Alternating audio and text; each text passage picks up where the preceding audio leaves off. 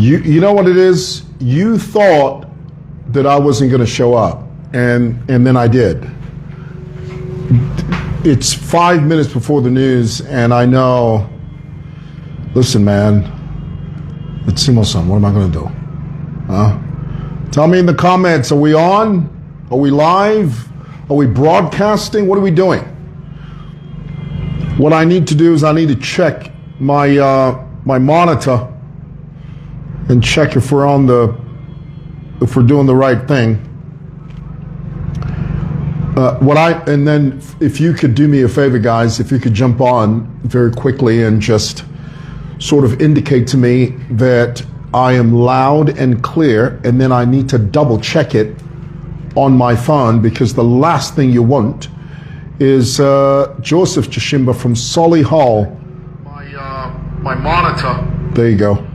And check if we're on the. Sometimes the mic is too close to your mouth, and you don't want that. The last thing you want is distortion. When your voice is distorted, the audience doesn't get it, and they just jump right off. There has to be a real balanced mix between the distance that exists from here to here. It can't be too close, it can't be too far. So loud and clear. Thank you. Hey, Bo, I see you. So good to see you, Bo. Guys, very quickly, I wanted to bring something to you that I know everybody's been talking about. And it's a very important conversation, as I usually say to you, and as is my custom. I think that this is one of those conversations that if we don't have this conversation, we're literally going to be blown into utter oblivion, because we're talking about the health of our nation. And not to sound too political, because you know me, I'm not a political sort of pundit. What it is that I see things, and I sort of bring that to you from my perspective. Let's bring you up to speed. A few days ago, Ambassador Gonzalez, whom I'm not sure if I've met Ambassador Gonzalez. In my mind, my memory is that I have met him. But sometimes on social media, you sort of see people, and because you see them every day in one medium or another, somehow in your mind it registers that you've met them. So I'm not sure if I've actually physically met Ambassador Gonzalez. My mind registers that I did meet him. I don't remember where. Many of you know that the U.S. Ambassador to Zambia, His Excellency Ambassador Gonzalez, recently announced, barely 72 hours ago, that the United States of America under Trump has literally cut, they have severed, they have amputated $50 million, which is equivalent to about 1.4 billion kwacha, from Zambia in terms of health aid, antiretroviral drugs, TB and all that, all types of medicine. And the reason the United States has done this is there has been rampant systemic theft within the health sector that cannot be ignored. And it's been that way for many, many years. Every administration sort of steps into it. I want you to imagine for a moment a pile of dung, a pile of dung. And that's the best, most decent way that I can describe that. A pile of cow dung. You take off your shoes and you step out of the house, and the very first step goes into the cow dung. Every administration steps into that dung, and they have to contend with it. Everyone from Wakaunda to the present. I remember one of the first high-profile scandals that took place over there at the Ministry of Health it surrounded a young man by the name of Henry Kapoko. Remember him? He worked at the Ministry of Health, and he was found guilty of theft, money laundering, all types of skullduggery, in the amount of 6 million kwacha that they had stolen through the Ministry of Health. Now, I have to tell you, the Ministry of Health is a quagmire of a mess. And one of the things that you must understand, for example, a PS, a permanent secretary at the Ministry of Health, is a very, not only dangerous position, but it's a very vulnerable position. But let's be clear, it's not just the PS's office, it's not just the minister's office that's prone to corruption. As I earlier stated, the entire distribution chain in the health sector in Zambia is completely tainted. I mean, it's malignant. Malignant. The corruption spreads everywhere, and it devastates everything within its path. It doesn't just stop at the buck doesn't just stop at the Ministry of Health. It doesn't just stop at the minister's office or the permanent secretary. It goes to Zamra, Zamsa. It goes everywhere. And because it's so malignant, I was amused when I heard the current Minister of Health sort of announce that there's going to be a forensic audit of the goings-on at the Ministry of Health. Now, let's be clear. There's a difference between a regular audit and a forensic audit. Some of you may ask, well, what's a forensic audit? A forensic audit is an audit that tries to ascertain and determine where fraud, embezzlement occurred. So anytime a forensic audit is being carried out, it means they're trying to find out who stole money, how they did it, when they did it, and why they did it. That's a forensic audit. Very different from just a regular audit. You know, a regular audit is just, keeping the books, balancing the books. No, the government announced not too long ago that, through the Auditor General's office, that they had hired PricewaterhouseCoopers to conduct this forensic audit. And the purpose, the goal, the determining sort of arrow that runs through this whole process is to find out where the fraud occurred.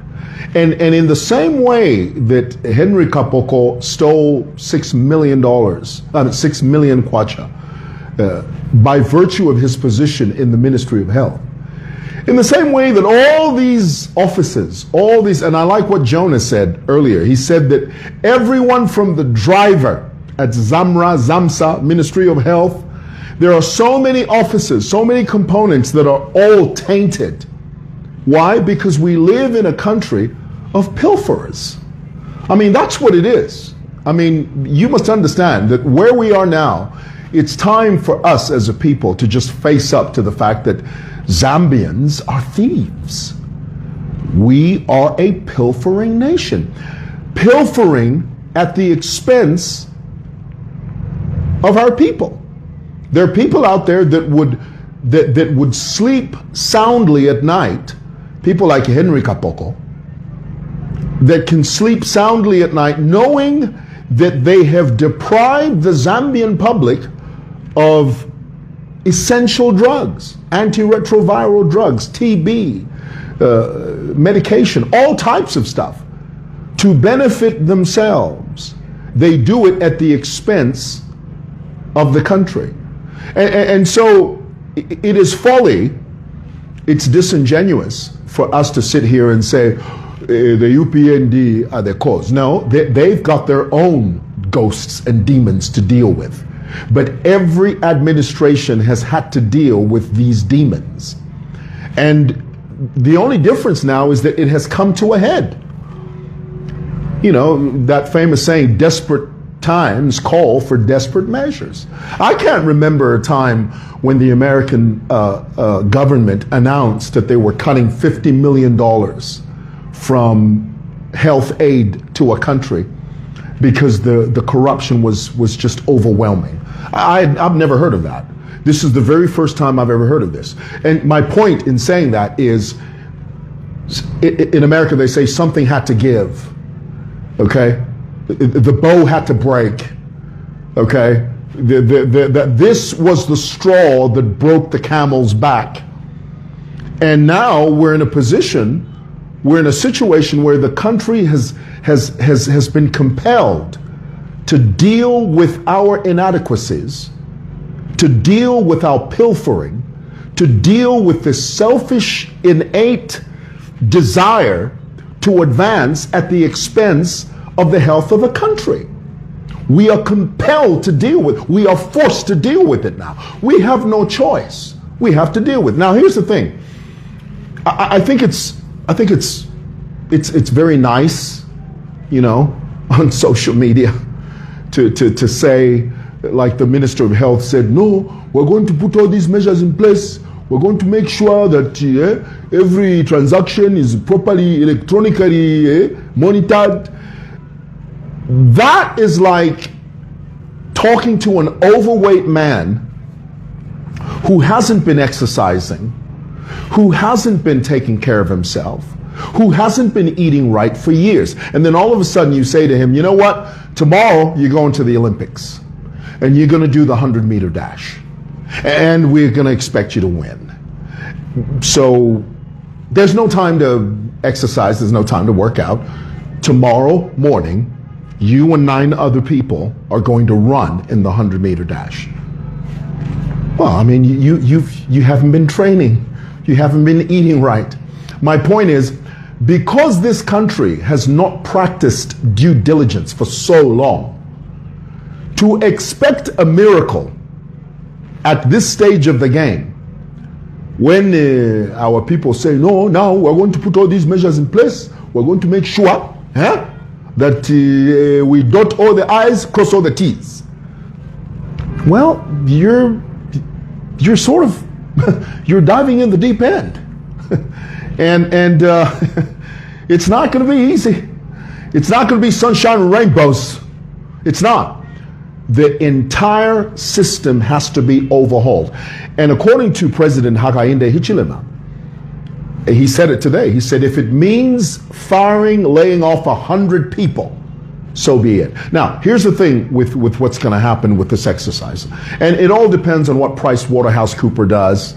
You know, these guys are going to move in. And my understanding is that by December 2025, this year, we're going to have a clear picture of where we are medically, Ministry of Health-wise, okay? Once that's determined, I'm really hoping that those findings are made public. Now, everybody's tainted. I mean, every single person you can think of is tainted. And I'll be surprised if the report will be released in its entirety, because where we have reached, that's what it's going to have to take. It's going to have to take an amputation. It's going to have to take a major forensic surgery to get rid of this systemic way of life, because it's so malignant, it is so far-reaching, it is so vast that it's unbelievable. I'll give you a very good example. For example, at the Ministry of Health, the permanent secretary there, for many years, this is an open secret. What used to happen was, for example, if the PS wants to acquire drugs, some big pharma company here would simply tell the PS, there's a company we know in another country, in India. They can give us these drugs at this price. The permanent secretary makes a deal with a local pharmacy here in Zambia. They cut all the deals, they make all the, the arrangements. Now here's the thing, they don't transfer that money directly into the account. I mean the bribe portion of that transaction. They don't give that money to the PS.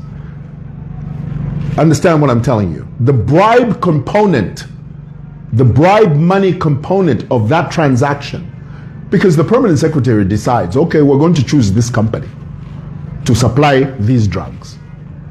So when that company in India supplies the drugs, the bribery component of that deal is never sent through the bank. That PS has to travel to India and meet that company and be given a briefcase full of US dollars. Now, it brings up the issue of efficacy. You know what efficacy means?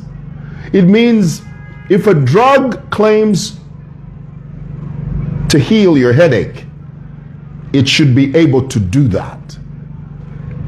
There are a lot of drugs in Zambia that lack efficacy, that don't work. They're nicely packaged. People are taking them. The reason that is, the reason we have a country flooded with drugs that don't work is because you've got people making deals for personal gain.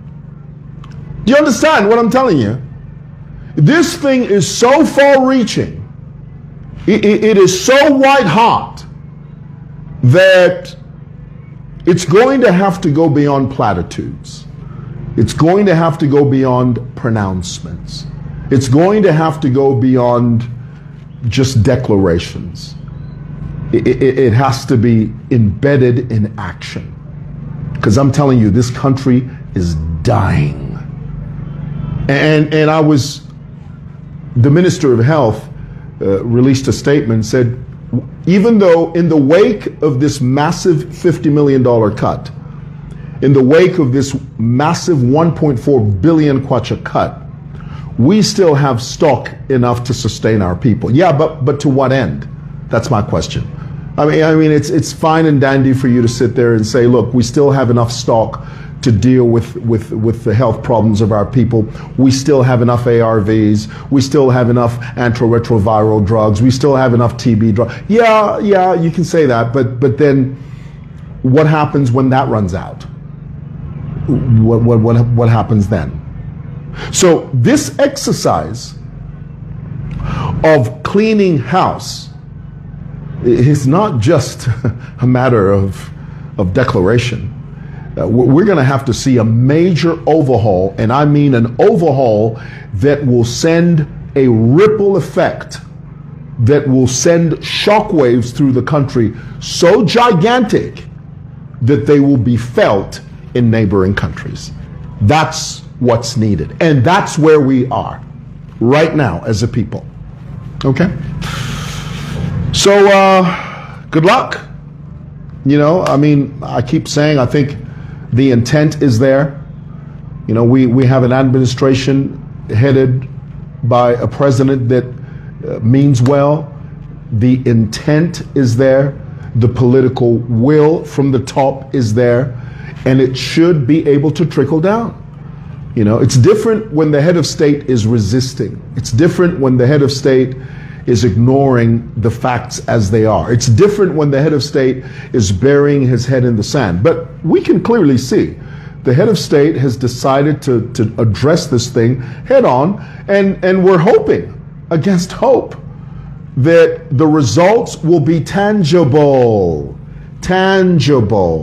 results that you and I can reach out and touch and say, you know what? They did it. They may not be perfect. And keep in mind, no country's perfect. But here's the thing. We have to be seen to be doing the right thing. And not just be seen doing it, but do it. Because our people, we're standing on the precipice. We're standing on the ledge of utter disaster in the health sector. And if this thing is not fixed, ooh, there's going to be hell to pay. I'm telling you now. So let's roll up our sleeves as a people and get it done. Yeah.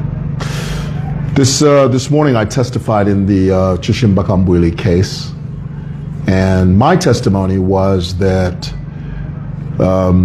I don't think that Chishimba Kambwili should be on trial. The real person that should be on trial is Charles Kakula, because he's the one that led that group of youth, and they were spewing these tribal sentiments outside of Chishimba Kambwili's house. And I testified that when they entered Chishimba Kambwili's premises, the very first thing he did was he reprimanded those young men for singing such a divisive tribal song. And my testimony was that I didn't think that Wachishimba Kambwili should be on trial in this particular case. What he should be, the person that should be on trial is, what's his name? Charles Kakula, because he was the ringleader. And he's on record. I mean, Kambwili's on video reprimanding those kids, saying, look, you can't sing that type of song. I don't believe what you're singing. You know, so we're going to see how this court comes out. But that was my testimony. Okay? All right, guys. It's 7:15. I got to go home. Thanks for watching. God bless. Bye.